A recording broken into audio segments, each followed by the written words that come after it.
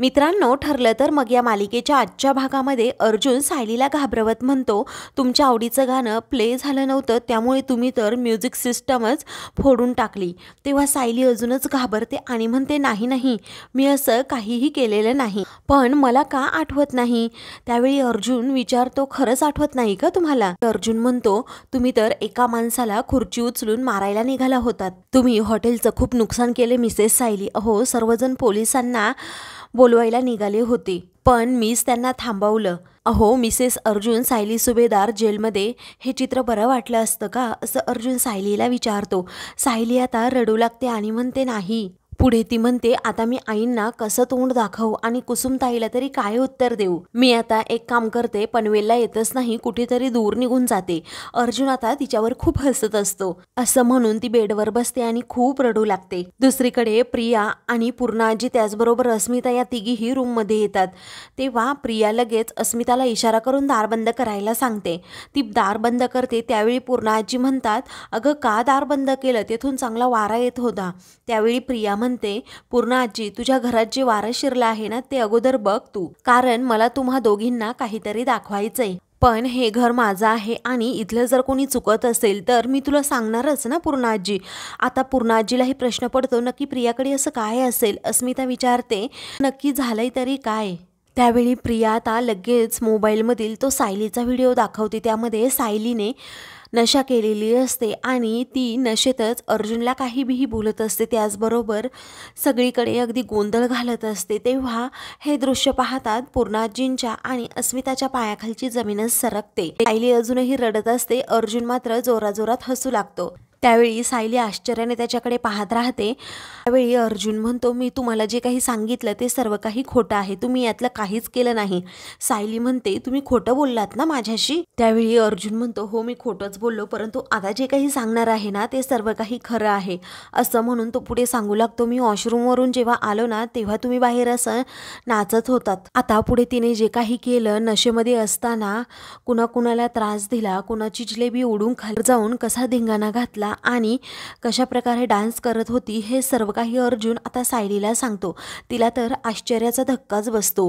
ती म्हणते, शी शी शी, हे उगीच घाणेरडं पेय मला पाजलंच कुणी, मला कळतच नाहीये।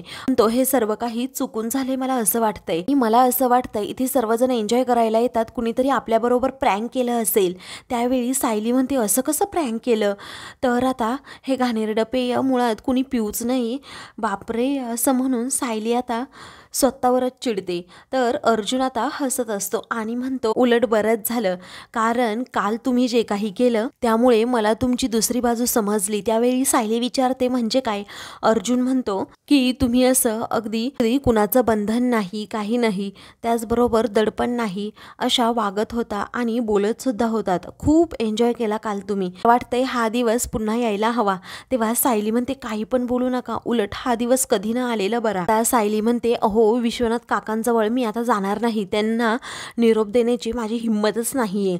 त्यावेळी अर्जुन म्हणतो, ठीक आहे, नका जाऊ, मी जाऊन त्यांच्याशी बोलतो। ठीक आहे असं सायली म्हणते। तेवढ्यातच विशू काका तेथे येतात आणि म्हणतात, काय म्हणालात तुम्ही? माझ्याकडे येणार नाही का? मी प्रताप आणि कल्पनाला हे सर्व काही आता सांगणार आहे।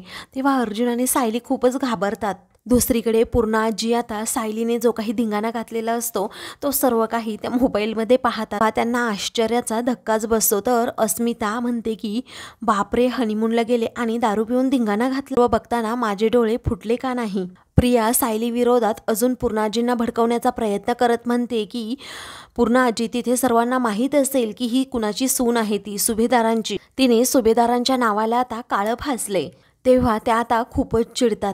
इकडे सायली आणि अर्जुन आता प्रताप आणि कल्पनाला विशू काका नाव सांगणार की काय या भीतीने खूप घाबरलेले असतात। विशू काका आता त्या दोघांचे पडलेले चेहरे पाहून म्हणतात की अरे मी नाही सांगणार, असं म्हणून ते जोरात हसू लागतात। ते तुम्हाला कसं वाटलं की मी तुमचं नाव सांगेन म्हणून? नाही सांगणार मी प्रताप आणि कल्पनाला नाव। तुम्ही हनीमून एन्जॉय करायला आला होतात ना, मग तो छान एन्जॉय केला आणि इथे येऊन मज्जा सुद्धा केली, मला खूप छान वाटलं तुम्ही इथे आलात तर। अर्जुन आणि सायली मोकळा श्वास घेतात। तर अर्जुन म्हणतो, विशू काका, आमच्या इथे हे असं चालत नाही, काही लोकांसाठी खूप कॉमन गोष्टी असतील ह्या, पण सायली किंवा मी किंवा आमच्या घरात कुणीही असं ड्रिंक्स वगैरे करत नाही। त्यावेळी विशू काका म्हणतात की तुमचा प्रवास आता सुखकर हो, काही टेन्शन घेऊ नका, घरी गेल्यानंतर मला कळवा. अर्जुन व सायली दोघेही विशू काकांचा आशीर्वाद घेतात आणि जायला निघतात. आता सायली पुढे जाते. अर्जुन म्हणतो माझा मोबाईल तसाच राहिलाय. तेव्हा तो मोबाईल घ्यायला जातो.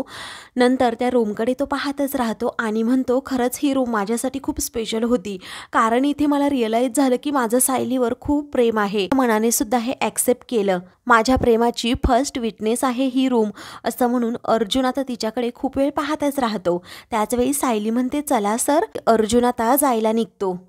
दुसरीकडे अस्मिता पूर्णाजींना भडकवण्याचा प्रयत्न करते की ते हॉटेल म्हणजे डॅडच्या मित्राचं होतं. माहीत होतं ही सुभेदारांची सून आहे आणि तिथे जाऊन हिने एवढे तमाशे केले. अगं पूर्णाजी, आपल्या घराण्याची काय इज्जत राहिली आता तूच सांग. त्यावेळी पूर्णाजी म्हणतात आता बोलायची नाही तर कृती करण्याची वेळ आलीये. ही प्रिया आता आगीत तेल ओतण्याचं काम करते आणि म्हणते हे एवढंच नाहीये पूर्णाजी, अगं तू इथे नसताना खूप काही घडून गेलंय.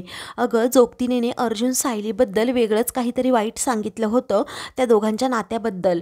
तर मी तिथे जोगतीनीबरोबर कल्पना मामीला बोलताना दिसले, तर कल्पना मामीने गैरसमज करून घेतला की मीच त्या जोगतिनीला पैसे देऊन हे सर्व काही करवून घेतलं.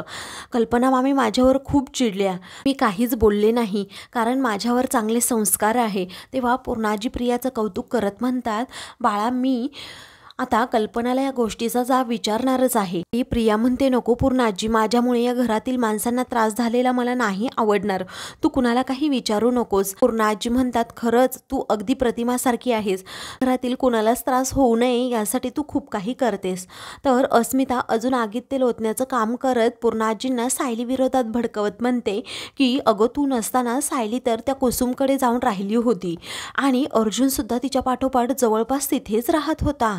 आणि अजून एक गोष्ट सांगू का, इकडे येऊन सायलीने खूप तमाशे केले आणि मम्माला म्हणाली की आम्हाला एकांत वेळ मिळत नाही म्हणून. मग मम्माने हा हनीमूनचा घाट घातला. त्यावेळी पूर्णाजी म्हणतात या मुलीने हद्दपार केली आहे, आता आल्यावर मी पाहतेच, आता कृती करणार. पूर्णाजी विचारतात तन्वी बेटा पण तुला हा व्हिडिओ कोणी पाठवला. अस्मिता लगेच प्रियाला इशारा करते. त्यावेळी प्रिया म्हणते आजी अगं मी स्टडी टूरला गेलेच नव्हते, मी गेले होते ना अर्जुन व सायलीच्या मागावर, कारण सायली कशी मुलगी आहे हे मला चांगलं माहीत होतं. मी त्या दोघांच्या पाठीमागे तिकडे माथेरानला गेले होते, पण तू ही गोष्ट कुणाला सांगू नको हा पूर्णाजी. त्यावेळी पूर्णाजी म्हणतात नाही सांगणार. तो व्हिडिओ आहे ना तो माझ्या मोबाईलवर पाठव, म्हणजे मी आता काय करायचं ते पाहते. तेव्हा आता त्यांना खूप राग आलेला असतो. इकडे प्रताप आणि अश्विन हे दोघेही बाहेर काम करत असतात. त्यावेळी प्रताप म्हणतो तुझ्या मम्माने चांगलंच कामाला लावलंय, अर्जुन जसं काही लढाईचं लढून आलाय, तो इथून माथेरानवरून येतोय पण कल्पनाने केवढी तयारी केली आहे त्याच्यासाठी. अश्विन म्हणतो जाऊ देत ना डॅडा, अहो तो लाडका मुलगा आहे मम्माचा. त्यावेळी कल्पना पुढे येते आणि अश्विनचा कान पिरगाळत म्हणते आता तुझं लग्न झाल्यानंतर तुझेही खूप मी लाड करणार आहे. तेव्हा अश्विनला खूप वाईट वाटतं. तर बाहेर आता अर्जुन आणि सायली हे दोघेही माथेरानहून परतलेले असतात. रिक्षातून खाली उतरतात. अर्जुन म्हणतो याचा फोन का बंद आहे मला कळत नाही. तो चैतन्यबद्दलच बोलत असतो. सायली म्हणते असेल काहीतरी काम त्यांना किंवा चार्जिंग वगैरे नसेल. त्यावेळी अर्जुन म्हणतो मी त्याला म्हटलं होतं की आपल्याला घ्यायला येते ते म्हणून, पण तो आला नाही, एवढा कोणत्या कामात बिझी आहे. दुसरीकडे आता अश्विन खूप उदास झालेला असतो म्हणून प्रताप त्याला छान प्रकारे समजावतो.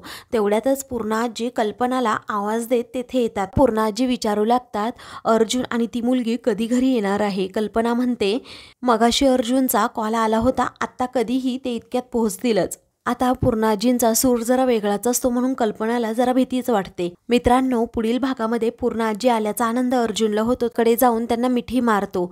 सायली आता घरात येणार असते तर पूर्णाजी अजिबात तिला घरात येऊ देत नाही आणि तो व्हिडिओ घरातील सर्वांना दाखवतात. तेव्हा सर्वजण सायलीकडे पाहू लागतात. अशाच मालिकेंचे पुढील भाग पाहण्यासाठी चॅनलला सबस्क्राईब करा.